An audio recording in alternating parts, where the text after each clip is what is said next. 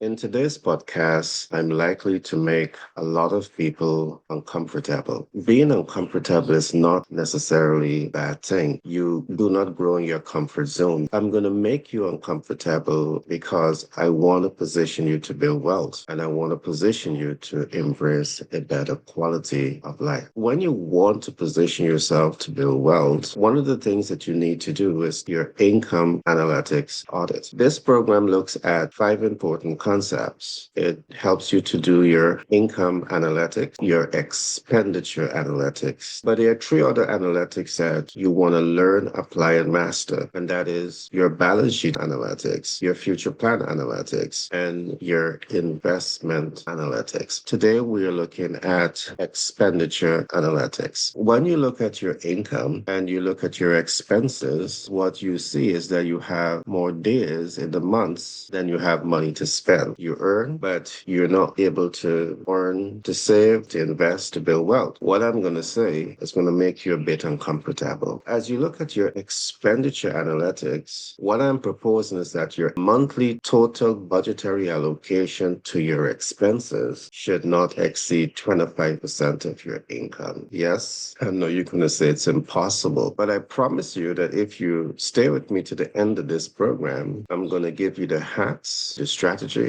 and I'm going to give you the systems to start thinking differently. And I want to break this down because I want you to be aware that I'm fully aware of what your expenses may comprise of. Your expense may comprise of rent and mortgage, utilities. It may comprise of your living expenses. So these are some of the expenses that you're likely to have. Now let me start to give you some insight into some best practices that you can deploy to accomplish this. One, you can practice minimalism. And minimalism means that you're living below your means. Second, you can get a second job or a second income stream. If you are able to save 75% of your monthly income, that is what I call aiming for the stars. My dad used to say, aim for the stars. And if you end up among the clouds, perhaps you're not achieving your 75%, but to be among the clouds, you're at least achieving 50% of your target. Why? It must go into safekeeping. It must be there for emergency savings, and it must be there for smart investment portfolio. Last, it must be there as part of your wealth building snowball. But if you don't have any capital save up, there lies a problem. You're going to remain on the paycheck to paycheck cycle. Fully aware that most people, you have more days in the month than monies in the bank to spend. Now, that may be your reality, but I want to say this to you that you have the ability to change this reality. I know that to save 75% of your monthly and annual income is a Hercules task. But again, you do not grow your comfort zone. If you are looking at your life and you're recognizing that the mid part of the month, you don't have disposable income in your pocket to take care of yourself and your loved ones, something is seriously wrong. Once this is your reality, you need to take your life into your hands and you need to begin to make that commitment to shape it and to move it in a different direction. And if you don't know how, get a mentor, get a coach, get a sponsor, be a part of a supportive community that can help to push you forward. The question that I want to ask right now is it possible to do this? Live on 25% of your total monthly income and save 75% of that income? And my answer is yes. We at Seven Figure Media, it's all about this. We want to show you how to position yourself to build wealth. And when we know that you're really serious about this, we're going to put monies in your hands because throughout the United States, 50 states, we can get you access to debt and equity, credit and creative financing, and hard money lending to help to actualize your dreams and your hopes and your aspirations. As you look at your expenditure analytics, we're going to talk now about how to leverage minimalism and group economics. If you're looking at your income versus your expenditure, and you're seeing that your expenditure is way higher than your income, something is wrong, because without a doubt, you're going to remain in the paycheck to paycheck cycle for as long, who knows how long, perhaps all of your life. And it's not the quality of life that you deserve. But the only way you can change that is when you become conscious of your reality and you begin to make a commitment to change your circumstances. And you have the power to do this. Now, I'm going to give you some clues. I already gave you two clues. You can start looking for a second job. And I'm going to share some personal information with you. I could recall many, many years ago, I had my consultancy firm. I never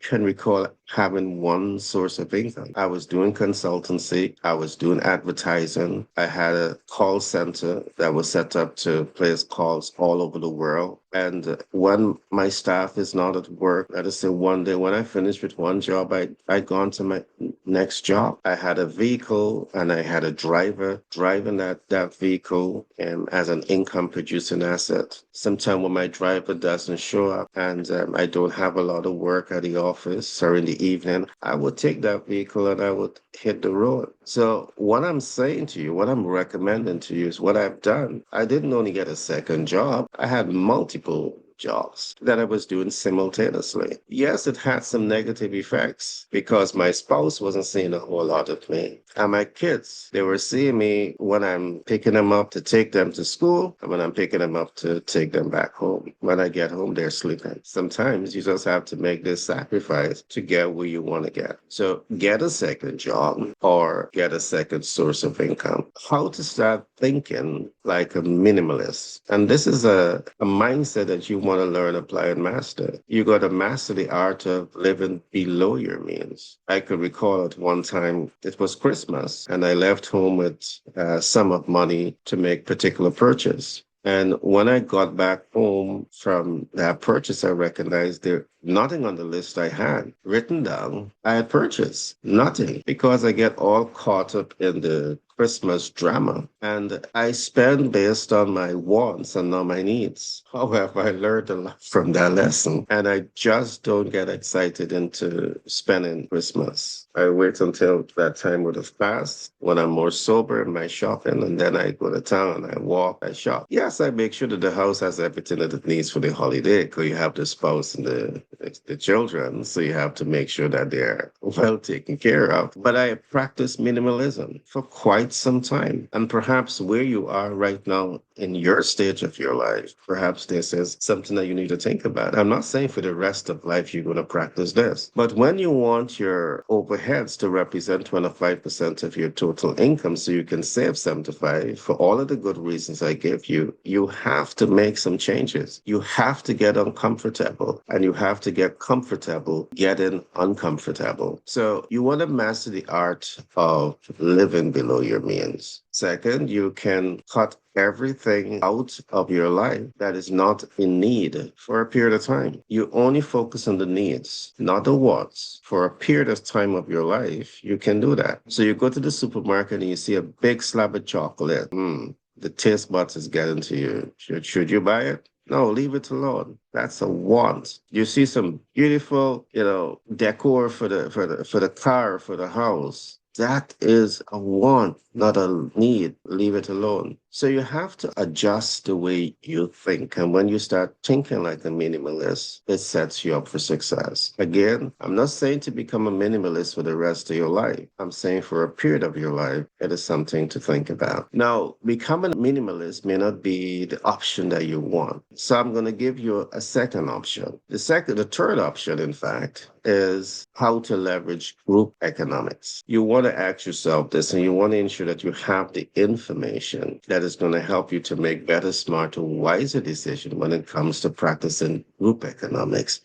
Because this is what's going to push you forward to have more disposable income available to you in order you to invest in savings, to invest in income producing asset to create your wealth building snowball. Let's talk about group economics. One of the biggest mistakes I see many superstars make is that when you turn 18 and 19 and 20, you depart mom and dad. Is that a good thing to you? You have your privacy. You don't have mom and dad to dictate to you. You have your independence. But that comes at a very, very high cost. You have to spend in rent. You have to invest in utilities. You have to invest in all of those monthly expenses, most of which can be avoided if you become gainfully employed, but then you still stay with your mom and your dad. So group economics, you can form yourself into groups of five. So instead of one person paying or five-person paying five different rents or mortgage, you have five persons coming together to do this.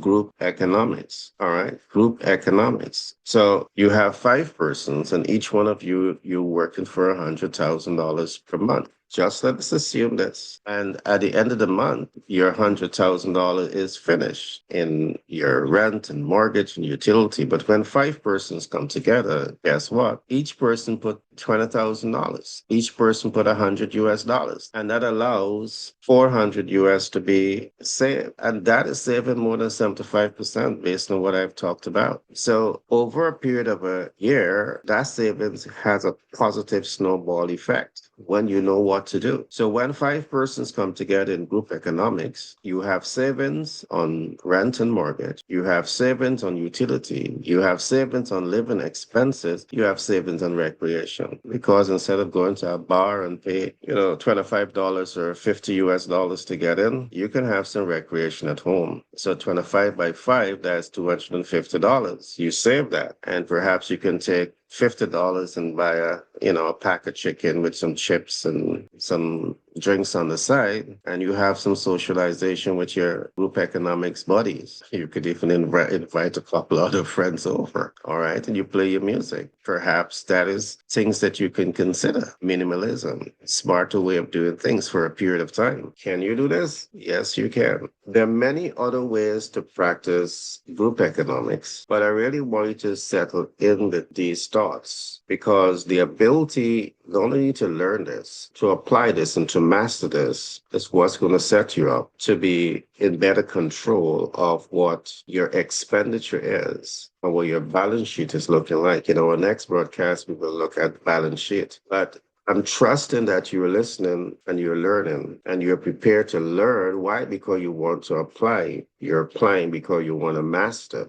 And it's your ability to listen, to learn to apply, and master is what's going to set you up to achieve exceptional breakthrough in your life, exceptional breakthrough financially, because you can now take your savings and you can come together as a group and you can leverage that savings in smart investment portfolio. We're going to talk about that later on. You can literally set yourself up to build wealth. You can think about starting your 6, 7, and 9-figure brand. You can start becoming more comfortable, embracing a better quality of life. In my experience, building wealth, starting and scaling your 6, 7, and 9-figure brand and embracing a better quality of life is not accidental. It's intentional.